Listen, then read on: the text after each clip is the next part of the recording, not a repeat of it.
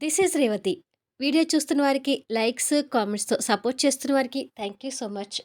'ఓ ప్రేమ ఓ పగ' episode number 162. కోమాలో నుంచి బయటపడుతున్న స్నిగ్ధ ఒక్కసారిగా గుడ్లు ఇంత లావున చేసుకుంటూ కళ్ళు తెరిచింది. తను కళ్ళు తెరిచిన విధానంలోనే సిస్టర్ భయపడి డాక్టర్ అంటూ పరిగెత్తుకుంటూ వెళ్ళింది. కళ్ళు తెరిచిన స్నిగ్ధకి సామ్రాట్ వెహికల్‌తో పెళ్లి మంటపంలోకి దూకి భరత్‌ని ఢీకొట్టి, భరత్ చేతుల నుంచి తాళి అందుకొని శక్తి మెడలో కట్టే దృశ్యం గుర్తుకు రాగానే తన కళ్ళు నిప్పులా మండిపోతూ ఎర్రగా మారుతుంటాయి. తర్వాత శక్తి సామ్రాట్ దగ్గరే ఉండిపోయిందన్న విషయం తెలుసుకొని తను గోడకేసుకొని గట్టిగా గుద్దుకోవడం గుర్తొచ్చి నో అంటూ గట్టిగా లేచి కూర్చుంది. ఈలోపు నర్స్‌తో కలిసి డాక్టర్ అక్కడికొచ్చాడు. డాక్టర్‌ని చూడగానే తను ఎక్కడ ఉందో చుట్టూ చూస్తుంటుంది. డాక్టర్ దగ్గరికొచ్చి తను ఏదో టెన్షన్ పడుతుంది అని గ్రహించి, "కూల్ స్నిగ్ధ, వాట్ హ్యాపెండ్?" అంటూ తన చెయ్యి పట్టుకొని అడుగుతాడు. ఆ చెయ్యిని గట్టిగా విసిరికొట్టి, "నేనేంటి ఇక్కడ ఉన్నాను" అని అడుగుతుంది. "నువ్వు గత కొద్ది కాలంగా కోమాలో ఉండి ట్రీట్మెంట్ తీసుకుంటున్నావు" అంటాడు డాక్టర్. "అవునా? అయితే ఈ పాటికే ఆ సామ్రాట్ శక్తి కలిసిపోయి ఉంటారా? వాళ్ళిద్దరూ హ్యాపీగా సంసారం చేసుకుంటున్నారా?" అని మనసులో అనుకొని ఆ ఆలోచనకే పిడికిలి బిగిస్తూ రగిలిపోతుంటుంది. డాక్టర్ తన పరిస్థితిని గ్రహిస్తూ సిస్టర్ ఇంజెక్షన్ అని అడుగుతాడు.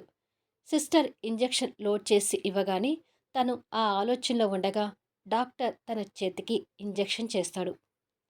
ఆ ఇంజెక్షన్ మత్తుతో స్నిగ్ధ అలా రగిలిపోతూనే కళ్ళు మూసుకొని మళ్ళీ బెడ్ మీదకి వాలిపోయింది. స్నిగ్ధ కోమాల నుంచి బయటికి వచ్చిందని వెంటనే వాళ్ళ పేరెంట్స్కి ఇన్ఫార్మ్ చేయండి సిస్టర్ అంటాడు డాక్టర్.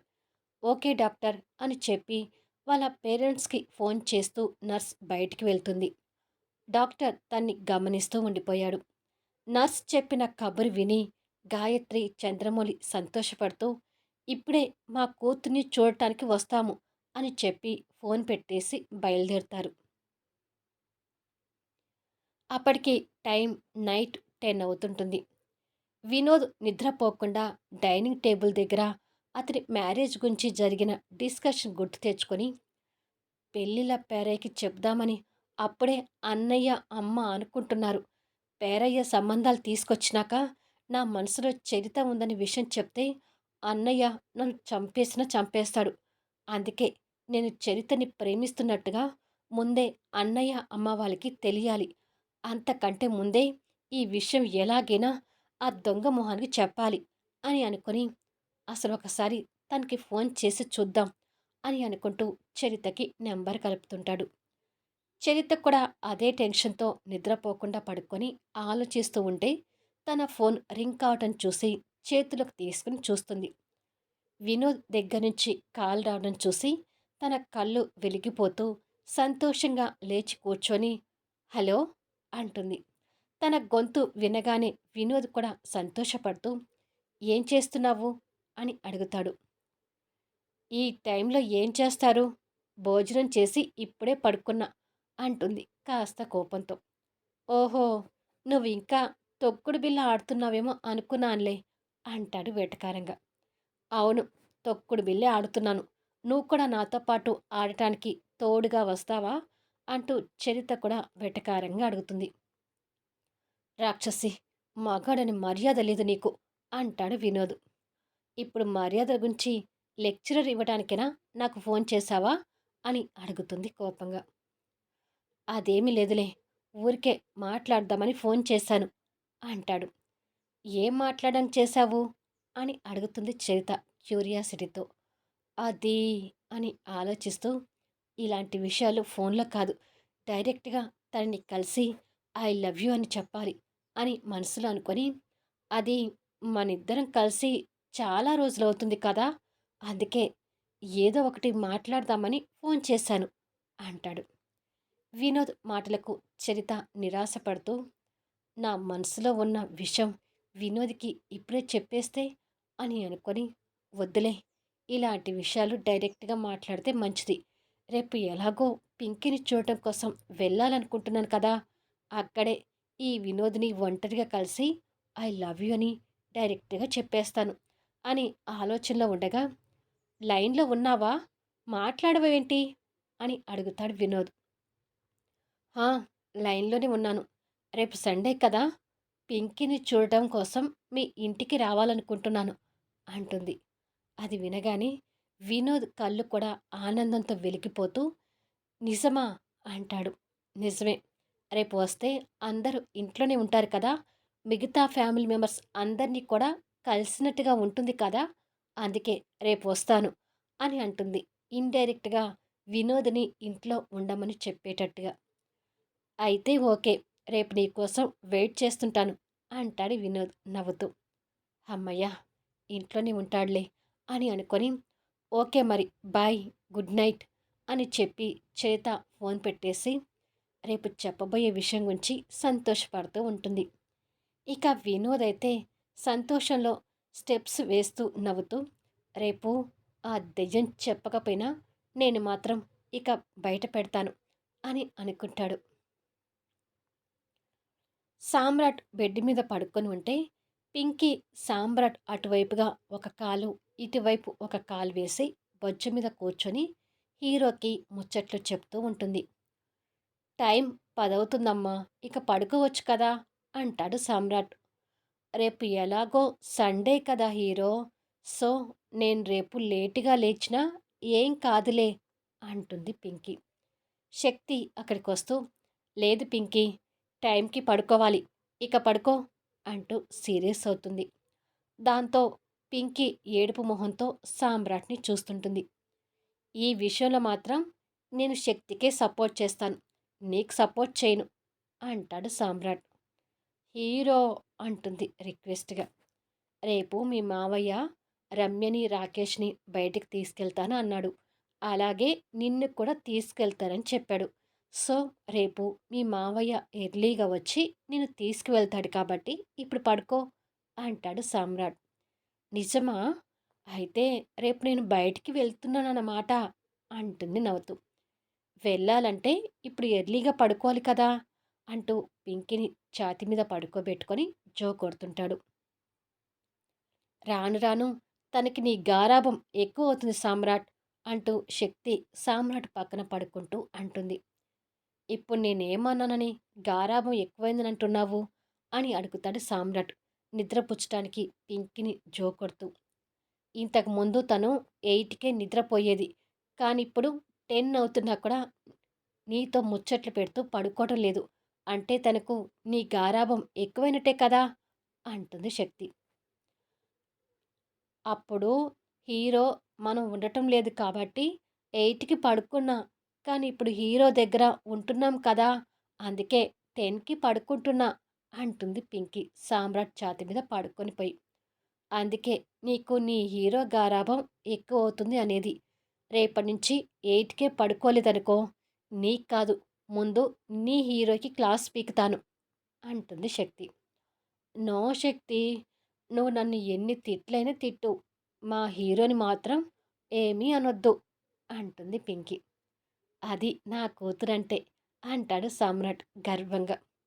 అంతేలే, ఎంతైనా తండ్రి కూతురు ఒకటే కదా అంటూ ఉడుక్కుంటుంది శక్తి. మేమిద్దరం ఒకటి కాదు, మాతో పాటు నువ్వు కూడా, మీరే నా ప్రపంచం అంటాడు సామ్రాట్ నవ్వుతూ. శక్తి మనసులో కోపంగా మాట్లాడుకుంటూ, ఇప్పుడు ప్రపంచం అనగానే సరిపోదు, పెళ్ళికి ముందు నా మీద కక్షతో నాకు చేసిన ద్రోహాలు ఎలా మర్చిపోతాను? నన్ను రేప్ చేసింది కాకుండా ఆ స్నిగ్ధతో కలిసి నా ఆస్తులు పోగొట్టావు, డ్రగ్ కేసులు ఇరికించావు అని తిట్టుకుంటుంది. ఏంటి ఆలోచిస్తున్నావు అని అడుగుతాడు నిద్రపోయిన పింకిని మధ్యలో పడుకోబెడుతూ. "ఉమ్, నువ్వు నాకు చేసిన మేలు గురించి ఆలోచిస్తున్నానులే అని కోపంగా చెప్తుంది. రేప్ చేసిన విషయం గురించి అంటుందేమో అనే ఉద్దేశంతో, ఊరిక పాత జ్ఞాపకాల్ని గుర్తు తెచ్చుకొని బాధపడటం ఎందుకు అంటాడు. అవి మర్చిపోయే విషయాలు కాదు కాబట్టి ఎల్లప్పుడూ గుర్తు పెట్టుకుంటూనే ఉంటాను అని అంటుంది కోపంగా. ఇప్పుడు మనిద్దరం గొడవ పెట్టుకుంటే పింకీ నిద్రలేస్తుంది. ఇక నా గురించి కోపంగా ఆలోచించటం మానేసి కాస్త నిద్రపో అంటాడు. మంచిది, గుడ్ నైట్ అని చెప్పి సామ్రాట్కి వెనుముఖంగా తిరిగి పడుకుంటుంది. సామ్రాట్ తన కోపానికి కాస్త బాధపడుతూ డ్రగ్ కేసులో శక్తిని అరెస్ట్ చేసి తీసుకువెళ్ళడం గుర్తు తెచ్చుకొని, అసలు శక్తిని డ్రగ్ కేసులో ఎవరు ఇరికించుంటారు? తనకి ఇంకా ఎవరైనా శత్రువులు ఉన్నారేమో అడుగుదామంటే తను నా మీద అనుమాన పడటం తప్ప వేరే వాళ్ళ గురించి అస్సలు ఆలోచించదు. అసలు తన మనసు పెట్టి నాతో మాట్లాడితేనేనా తనకి ఎవరు శత్రువులో ఎవరి మిత్రులో తెలుసుకోవడానికి అని అనుకొని శక్తి ఆలోచనతోనే ఉండిపోతాడు. హాస్పిటల్లో కూతురికి ఎదురుగా చంద్రమౌళి, గాయత్రి ఉంటారు. వాళ్ళందరూ బానే ఉన్నారు. నువ్వే ఆవేశంలో నీ తలకాయని గోడ గుద్దుకొని ఇన్నాళ్ళు కోమాలో ఉన్నావు అంటూ గాయత్రి కూతుర్ని తిడుతుంటే స్నిగ్ధ ఆ మాటల్ని కోపంగా వింటూ సామ్రాట్ శక్తి మీద కక్ష కడుతుంటుంది. నువ్వు ఆరోగ్యంగా ఉండే వాళ్ళ మీద పోరాడాలి కానీ ఇలా గోడకి కొట్టుకోవడం ఏంటి స్నిగ్ధ అంటూ చంద్రమౌళి కూడా కూతుర్ని తిడుతుంటాడు. నన్ను చూడటానికి ఆ సామ్రాట్ వచ్చాడా నానా అని అడుగుతుంది స్నిగ్ధ. లేదు, ఆ రాజశ్రీ వినోద్ మాత్రమే వచ్చిపోయారు. శక్తి మీద మోజుతో ఉన్న ఆ సామ్రాట్ ఇక నిన్ను చూడటానికి ఎందుకొస్తాడు అంటాడు చంద్రమౌళి కోపంతో. ఆ మాటలు స్నిగ్ధ మనసుని ఇంకా రెచ్చగొడుతూ నాకు ఎలాగైనా ఆ సామ్రాట్ కావాలి నానా అంటుంది. ఇంకా అదే మాట అంటావేంటే? శక్తి సామ్రాట్ ఇంట్లో ఉంటుంది అంటే ఆల్రెడీ వాళ్ళిద్దరూ కాపురం కూడా మొదలుపెట్టి ఉండాలి అంటుంది గాయత్రి. నో, అలా జరగటానికి వీల్లేదు. సామ్రాట్ నావాడు. సామ్రాట్ ఆ శక్తికి దక్కటం నేను అస్సలు భరించలేకపోతున్నాను. వాళ్ళు ఎప్పటికీ సంతోషంగా ఉండటానికి వీల్లేదు. వాళ్ళని నేను సంతోషంగా ఉండనివ్వను. కానీ వాళ్ళ మధ్యలోకి నేను ఎలా వెళ్ళాలి అంటూ దీర్ఘంగా ఆలోచిస్తుంటే తన కళ్ళ ముందు వినోద్ మెదులుతాడు. రాజశ్రీ, శక్తి ఇద్దరూ కలిసి కిచెన్లో ఉంటే సామ్రాట్ రూమ్లో శక్తి డ్రగ్ కేస్ గురించి పోలీస్ ఆఫీసర్తో మాట్లాడుతూ ఇది ఖచ్చితంగా ఎవరో కావాలని శక్తిని డ్రగ్ కేసులో ఇరికించారు. శక్తికి నా మీద ఉన్న మనస్పర్ధతో ఆ డ్రగ్ కేసులో నేనే ఇరికించాలని పొరపాటు పడుతుంది. కానీ అసలు దోషులు ఎవరో తెలిసి తను నిర్దోషి అని నిరూపణ కావాలి. తిరిగి తను జర్నలిస్ట్ జాబ్లో జాయిన్ కావాలి అని మాట్లాడుతుంటాడు. అటు పక్క నుంచి పోలీస్ ఆఫీసర్ ఆ మాటలు వింటూ ఖచ్చితంగా డ్రగ్ కేసులో జర్నలిస్ట్ శక్తికి సంబంధం లేదు అని మీరు నమ్మకంగా చెప్తున్నారు కాబట్టి ఈ కేసు మీద నేను ఇంట్రెస్ట్ పెడతాను అంటూ పోలీస్ ఆఫీసర్ నుంచి మాటలు వినిపిస్తుంటాయి. ఇలా అందరూ ఎవరి పనుల్లో వాళ్ళు ఉంటే వినోద్ మాత్రం హాల్లో కాలు కాలిన పిల్లిలా తిరుగుతూ చరిత కోసం ఎదురు చూస్తుంటాడు. అలా ఎదురు చూస్తూ ఉండగానే చరిత స్కూటీ వచ్చి ఆ ఇంటి ముందు ఆగుతుంది. ఏమవుతుందనేది నెక్స్ట్ ఎపిసోడ్లో చూద్దాం. ఈ వీడియో ఎలా ఉంది అనేది కామెంట్స్లో తెలియచేయండి. అలాగే లైక్స్ ఇచ్చి సపోర్ట్ చేయండి.